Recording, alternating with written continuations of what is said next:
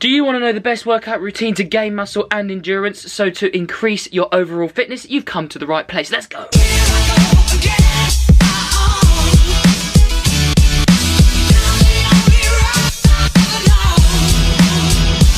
Welcome to AA HQ. If you haven't done so already, make sure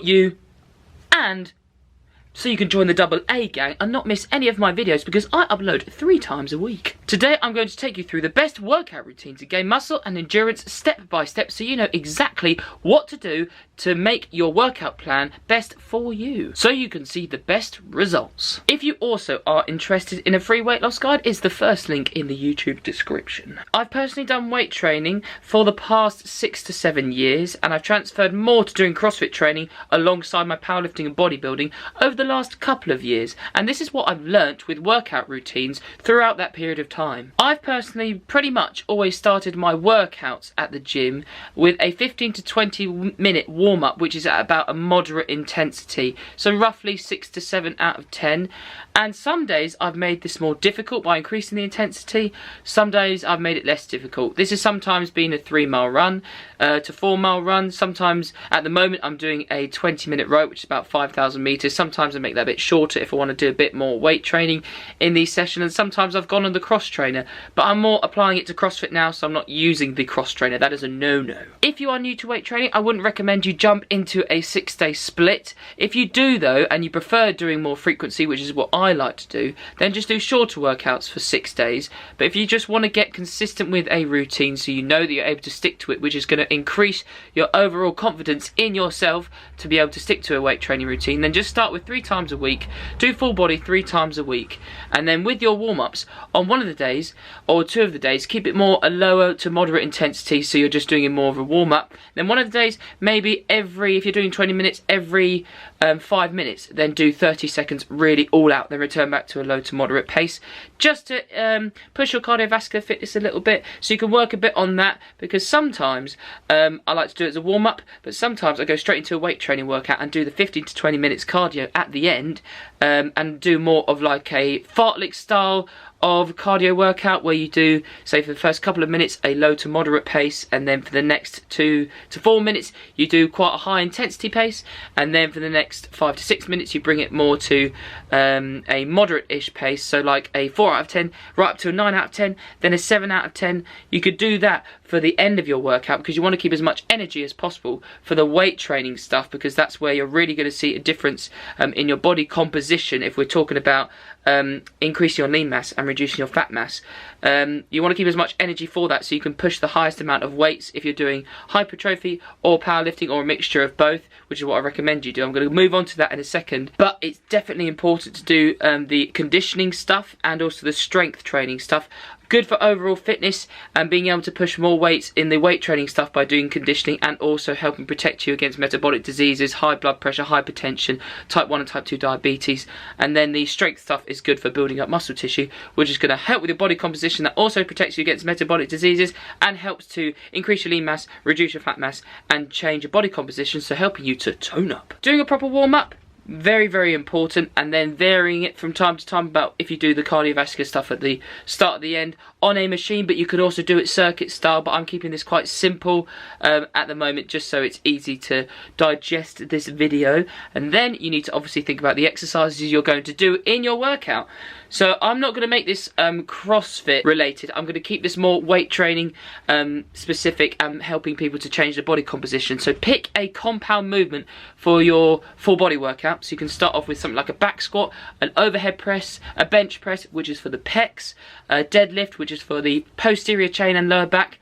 And all of these movements are called compound movements because they require multiple muscle groups to complete the movement. So with a squat, you need the glutes, the quads, the hamstrings, the calf soleus. You need the shoulders to keep that weight on your back. You need to utilize all those muscle groups to be able to complete the exercise, in comparison to something like a seated bicep curl, which doesn't require all loads of muscle groups. It just requires your bicep and a little bit of your forearm, obviously, to complete the movement because you are sat down. So start off with a couple of compound movements. You're doing 3 to 5 sets of both of the exercises and completing anywhere between 5 to 12 repetitions, and doing, say, as I said, 3 to 5 sets.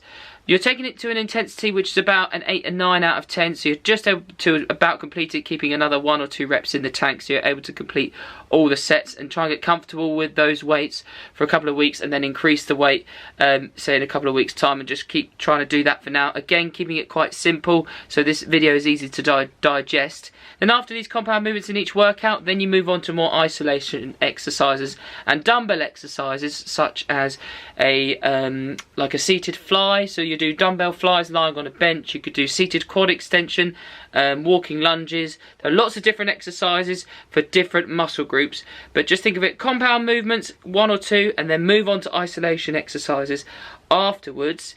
And then if you have time, what I like to do sometimes as part of the weight training is do a conditioning workout along at the end. So that could be, for example, one of the CrossFit Games workouts I recently did, which was like 100 toes to bar, then 50 burpees and 25 double unders, something like that, where you're utilising resistance training exercises, sometimes just bodyweight exercises, and doing it in a circuit style, because it's quite good from time to time just to push yourself a bit more, to see how far you can push the body, and it gives you again confidence to use different weights in the gym, and pushing yourself with your training in the long term is going to help you see better results.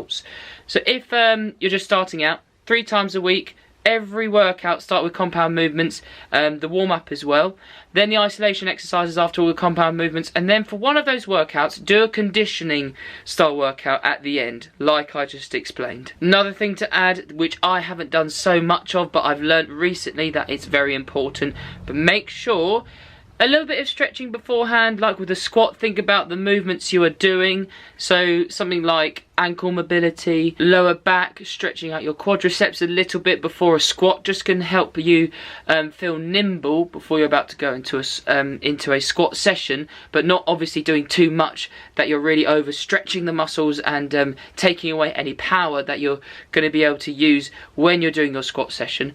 But mainly I like to recommend doing stretching, say in the evenings or when you're not going to the gym.